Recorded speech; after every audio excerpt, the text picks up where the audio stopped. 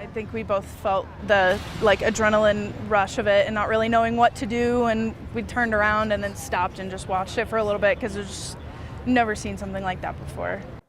An enormous fire burning in Denver tonight. An apartment complex under construction at Leetsdale and Holly caught fire a little before 7 o'clock. This was a 3-alarm rager that led police to evacuate more than 20 city blocks.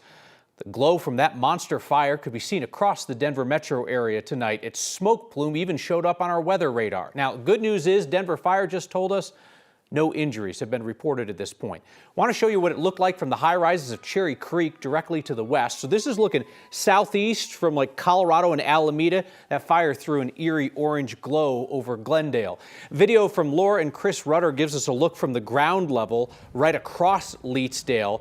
And that shows you why firefighters were so concerned that this could spread from the Harker Heights apartments, which are under construction, into homes and businesses nearby.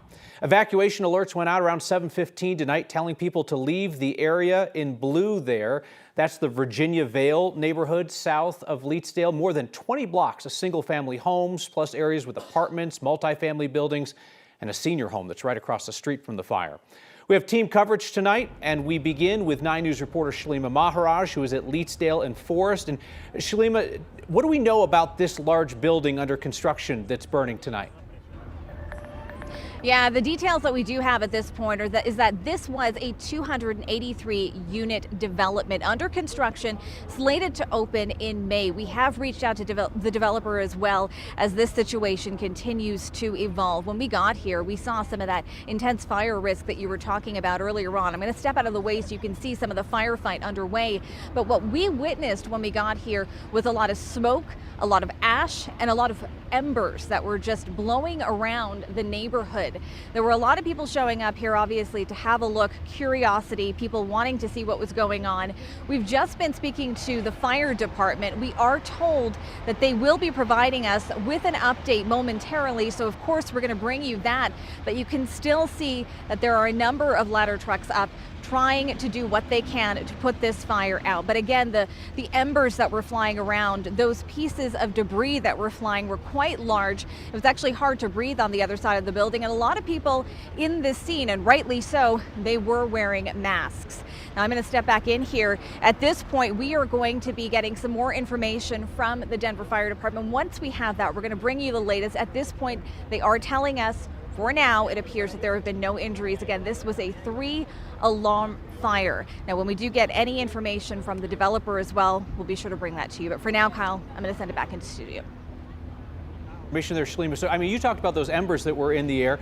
We were hearing from folks as far away as Leetsdale in Quebec out to the east that they had ash blowing through their yard out there. And I mean, when you got out there and you're talking about embers in the air, that was more than 90 minutes after the fire started. That's right. And I mean, we're around an area that is highly residential. We've got trees around, we've got all kinds of structures, and this ash was continuing to rain down in large quantities. I mean, I've covered a number of different fires, wildfires, and I'll tell you, when we got here, that plume was absolutely immense. It was bright orange, glowing. You could see it from miles away. This was the kind of scenario where we knew that there were a ton of crews in the area doing what they could. We had police cars, lots of first responders trying to make sure that they were blocking off this area so that people could maintain a safe distance away. And I'll tell you, some of the debris that was falling, I mean, we're talking about the size of my cell phone or even larger that was actually coming down, and some of it was just lining the road, so you could see it, you could feel it crunching underneath your feet, and you could really you could smell it. So I could definitely say that for a lot of people who were initially responding here, I mean, it was very good for people to be putting on those masks because the air quality, you could tell immediately, had just diminished. All right, Shalima Maharaj, appreciate that information. Want to give you a live look from above now. This is from Sky 9 as firefighters work this thing from every angle. Again, a very quick second alarm on this fire and then a third alarm given the size of the building and the danger to the surrounding neighborhood. Again, if you're not familiar with this part of town, so this is southeast Denver, but it's kind of near that higher ground there that's along by Holly and Alameda. It's just south of there. So the prominence of the land combined with the enormous fire and the smoke plume tonight, this was visible across much of the metro area, and all folks could tell was that there was a huge fire somewhere in the heart of the city. 9 News reporter Colton Chavez is also on the ground for us. And Colton, you've been talking with witnesses and some of the people who got evacuated. Yeah, Kyle, and you just talked about what this area looks like. Now, being out here, I want to let you know for some context, there are a lot of homes, there are a lot of apartment buildings, and it's all in a very close vicinity to this major apartment building that's been on fire for quite some time now. Now, being out here for the last hour, we've been talking with a bunch of different people who have been, one second, sir. And we've been talking with families that were out here earlier today. You can see there are people all throughout this area. Now, some of them say they just came to check things out, while others say they were evacuated from their homes. Well, right when I got home, we got an alert on our phone that said had to evacuate everything. And you could just see people gathering and just starting to see smoke, light. And all of a sudden you saw the fire hose just start spraying water everywhere. And I go back to our apartment and all of a sudden our power's out. And so just trying to figure out what's going on.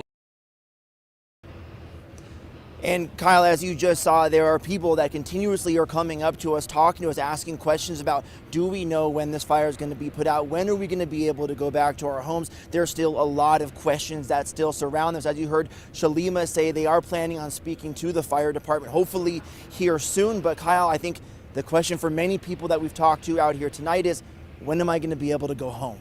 Sure, completely understandable. Colton Chavez, thank you. We're going to continue to keep you updated throughout this hour and on 9 News at 10 on the progress of the firefight. As you can see from the video that we showed you about 5 minutes ago that showed this fire in its early stages to this live picture from Sky 9, firefighters have made tremendous progress, but it looks like that Harker Heights building, that apartment under construction, 283-unit building, is completely wiped out at this point. We'll continue following this breaking story on air on 9news.com as well. Remember, you can always find the latest information on the 9 News app. It is free to download in the Apple and Google Play stores.